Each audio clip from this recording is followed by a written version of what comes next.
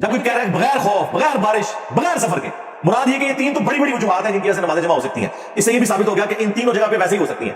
مجھے سننا سکھائے گا. دو باتیں ارشاد فرمائی ہیں امت کے لیے آسانی ہو جائے اور کوئی تنگی باقی نہ رہے. یہ آپ نے جملے ذہن میں رکھنے ہیں. امام عبداللہ ابن عباس، یہ امام ابو حنیفہ، امام شافعی، امام مالک، امام احمد بن حنبل کی بات نہیں. اس نے پتہ ہے کیا کیا ہے؟ دیکھو عبداللہ بن عباس کی حدیث ہے جس میں آتا ہے کہ عبداللہ بن عباس رضی اللہ تعالیٰ عنہ درس دے رہے تھے، نماز کا ٹائم جا رہا تھا تو کسی نے کہا کہ آپ نماز پڑھائیں، تو عبداللہ بن مسعود نے اس کو ڈانٹا، سوری عبداللہ بن عباس نے، اور عبداللہ بن عباس نے ظہر کو مؤخر کیا اور ظہر اور عصر لا کے پڑھی ہیں انہوں نے. سمجھ رہے؟ اب عبداللہ بن عباس کے شاگرد ہیں جابر ابن زید. اچھا احناف بھی اس کے قائل ہیں. عبداللہ بن عباس سے پوچھا گیا تو انہوں نے فرمایا نبی نے اسی طرح دو نمازیں اکٹھی پڑھی ہیں، بغیر خوف کے، بغیر بارش کے، بغیر سفر کے، کوئی بھی عذر نہیں تھا لیکن نبی نے دو نمازیں اس طرح سے اکٹھی پڑھی ہیں، تو میں نے بھی اس طرح پڑھی ہیں. اب عبداللہ بن عباس کے شاگرد ہیں جابر ابن زید، ان سے کسی نے پوچھا کہ شاید اس طرح سے پڑھی ہو کہ ظہر کو مؤخر کیا ہو اور عصر کو مقدم، یعنی دونوں نمازیں پڑھی اپنے ٹائم پر ہیں لیکن چونکہ درس چل رہا تھا، ضرورت تھی، کبھی کبھار ایسا بھی کرنے میں کوئی حرج نہیں ہے، تو اس لیے عبداللہ بن عباس نے ظہر کو آخری وقت میں اور عصر کو اول وقت میں. تو جابر ابن زید کہتے ہیں کہ میرا بھی یہی خیال ہے. اب اس سے احناف کے موقف کی تائید ہو رہی ہے کہ کبھی اگر کوئی عذر ہو تو اول وقت میں پڑھنے کے بجائے آپ ظہر کو آخر وقت میں لے جاؤ اور عصر کو اول وقت میں لے جاؤ. تو یہ احناف کا بھی یہی موقف ہے. اس طرح سے آپ جمع کر سکتے ہیں. انجینئر نے اتنی بڑی خیانت کی ہے، اس نے کہا کہ وہاں کوئی حنفی بیٹھا ہوا تھا اور اس نے یہ تعویل کر دی کہ ظہر کو مؤخر کیا، عصر کو مقدم کیا. اور بھائی وہ جابر بن زید وہ عبداللہ بن مسعود کا شاگرد ہے، راوی ہے، وہ بتا رہا ہے. تو میں انجینئر کے اندھے مقلدوں سے پوچھتا ہوں، عبداللہ بن عباس کی ایک حدیث کا مطلب وہ ہے جو ان کے شاگرد بتا رہے ہیں اور ایک مطلب وہ ہے جو جہلم میں 15ویں صدی کا بندہ بیٹھ کے بتا رہا ہے. تو تمہاری عقل پہ تالے پڑ گئے ہیں، تم ایسے اندھے ہو گئے ہو کہ ان کا شاگرد جو عبداللہ بن عباس کو دیکھ رہا ہے یا دیکھ نہیں رہا ہے، ان سے ابھی مجھے پورے الفاظ یاد نہیں ہے کہ وہ ڈائریکٹ ان سے روایت کر رہا ہے یا ان کا شاگرد ہے، لیکن وہ اس پہ حنفی شافی کی کوئی چھاپ نہیں لگی ہوئی. وہ بیان کر رہا ہے کہ ایسا ہی ہوا ہوگا کہ ظہر کو مؤخر کیا اور عصر کو مقدم کیا ہے. اس کو یہ کہہ کے اس نے ٹال دیا کہ کوئی حنفی بیٹھا ہوا تھا، اس نے یہ تعویل کر لی. تو ہماری تو دلیل ہے امام عبداللہ ابن عباس. انہی احادیث میں آپ صحیح مسلم کی 1628 سے لے کے 1637 تک یہ مسلسل 10 احادیث ہیں. جب عبداللہ ابن عباس واضح و نصیحت کر رہے تھے اور تھوڑی دیر بعد ایک سنی کھڑا ہو جاتا تھا کہ حضرت نماز کا ٹائم ہو گیا، تو پہلے تو عبداللہ ابن عباس نے اسے اگنور کیا. انہوں نے کہا ٹھیک ہے بیٹھ جا، نماز پڑھنی ہے میں نے بھی. وہ دوبارہ جب کھڑا ہوا تو انہوں نے کہا تیری ماں تجھے روئے. یہ عرب کا محاورہ تھا، یعنی ماں کب روتی ہے؟ جب بندہ گم جائے یا مر جائے. تو یہ فزیکلی کو مرنے کی بدوا نہیں دی انہوں نے، یعنی ایک محاورہ تھا جس سے ہم کہتے ہیں تیرا بیڑا ترے، تیرا بیڑا غرق. تو وہ یہ تو نہیں کہتے کہ ہم واقعی غرق کرنا چاہ رہے ہوتے ہیں. تو انہوں نے فرمایا کہ تو مجھے سننا سکھائے گا. اچھا اب یہ بات ہم کر دیں تو کہتے ہیں یہ تکبر کا جملہ ہے. عبداللہ ابن عباس نے کہا کہ تو مجھے سننا سکھائے گا. انہوں نے کسی نے ان کے اوپر تکبر کا فتویٰ نہیں لگایا. پھر انہوں نے فرمایا کہ نبی صلی اللہ علیہ وآلہ وسلم نے بغیر خوف کے، بغیر بارش کے، مدینہ شریف میں یعنی بغیر سفر کے تینوں عذر اڑا دیے. انہوں نے تین ہی عذر ہو سکتے ہیں نا، خوف میں جان کا خوف، بیماری کا خوف، یہ سارے خوف ہی ہیں نا، دشمن کا خوف. بغیر بارش کے، بارش میں ظاہر ہے کریٹیکل سچویشن ہے، گھر سے آپ باہر نہیں نکل سکتے. اس زمانے میں تو ویسے ہی نہیں نکل سکتے تھے، کچے راستے، کیچڑ، پانی جمع ہو جاتا تھا. مدینہ شریف میں یعنی بغیر سفر کے.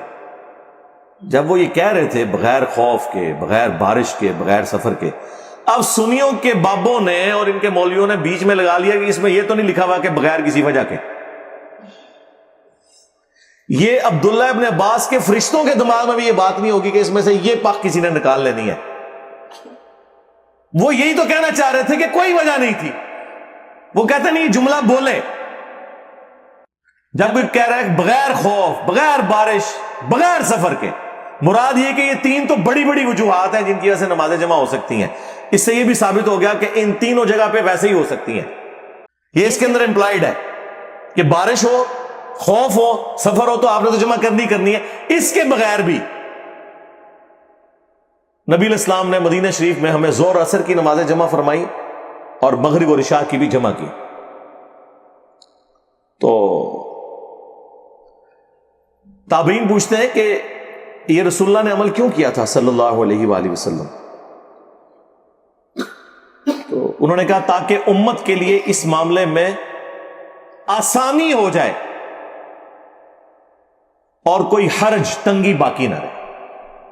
دو باتیں ارشاد فرمائی ہیں، امت کے لیے آسانی ہو جائے اور کوئی تنگی باقی نہ رہے. یہ آپ نے جملے ذہن میں رکھنے ہیں. امام عبداللہ ابن عباس، یہ امام ابو حنیفہ، امام شافعی، امام مالک، امام احمد بن حنبل کی بات نہیں ہو رہی ہے. امام عبداللہ ابن عباس جو اس حدیث کے راوی ہیں، اور حدیث کا راوی حدیث کا فہم سب سے بہتر جانتا ہے. وہاں کوئی ایک اور سنی بیٹھا ہوا تھا، انورٹڈ کاما، وہ کہتا ہے کہ جب عبداللہ ابن عباس نے یہ بات کی نا تو میرے دل میں قلق آیا کہ پتہ نہیں یہ جھوٹ مارتا پہ ایسے ہی پہ کہتا ہے. کہتے ہیں میں چپ کر کے اس مجلس سے اٹھا اور حضرت ابو ہریرہ کے پاس گیا اور میں نے کہا دیکھیں ابن عباس کس قسم کی باتیں کر رہے ہیں، رافضیوں والی. تو انہوں نے بھی آگے سے ان کو ڈانٹا، ان کا کہ ابن عباس نے جو کہا سچ کہا، یہ تو ابو القاسم کی سنت ہے صلی اللہ علیہ وآلہ وسلم کہ نمازیں جمع کی جا سکتی ہیں علمی مجلس میں. اچھا، اب اس میں نا یہ جو مسلم شریف کی حدیث ہے نا، اس کے نیچے کچھ تابعین کی آپس میں ڈسکشن ہے جو نقل ہوئی ہے، امام مسلم نے نقل کی ہے. بعض کی پھر بھی تسلی نہیں نہ ہوتی. وہ کہتے ہیں کہ میرا خیال ہے کہ رسول اللہ نے زور آخری وقت میں پڑھی ہوگی اور عصر اول وقت میں پڑھی ہوگی. اچھا، یہ جو جملے ہیں نا وہ اٹھا کے کہتے ہیں کہ دیکھیں جی وہ تابعین اس سے مراد جمع تقدیم یا جمع تاخیر نہیں لیتے تھے بلکہ جمع سوری لیتے تھے. اور جمع سوری کو تو سارے ہی مانتے ہیں، جمع سوری تو جمع ہوتی ہی نہیں ہے ایک قسم کی.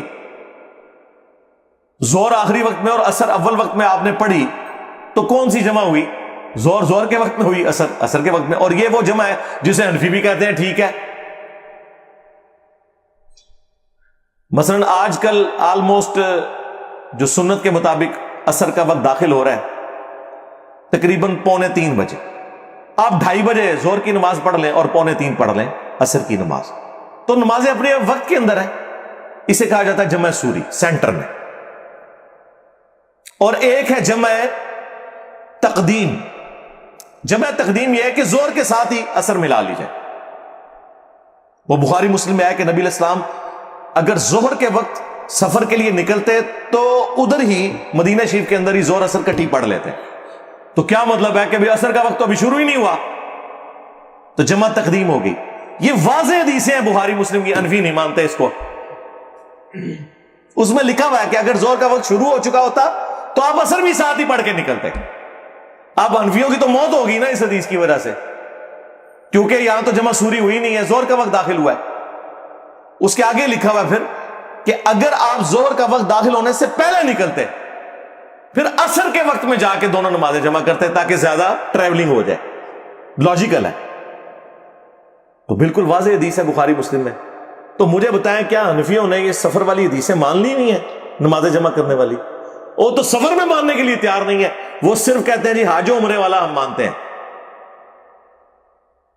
عمرہ بھی نہیں، حاجی جو میدان عرفات میں زور اثر جمع ہوتی ہے اور مزدلفہ کے اندر مغرب اور عشاء جمع ہوتی ہے، اس کو وہ بھی مانتے ہیں کہ چاہے وہ کھلی چھٹی ہے جتنی دیر مرضی زور کا وقت سے لے کے مغرب کا وقت ہونے تک اور وہاں مغرب سے لے کر فجر کا وقت داخل ہونے تک کسی بھی وقت وہ نمازیں جمع ہو سکتی ہیں.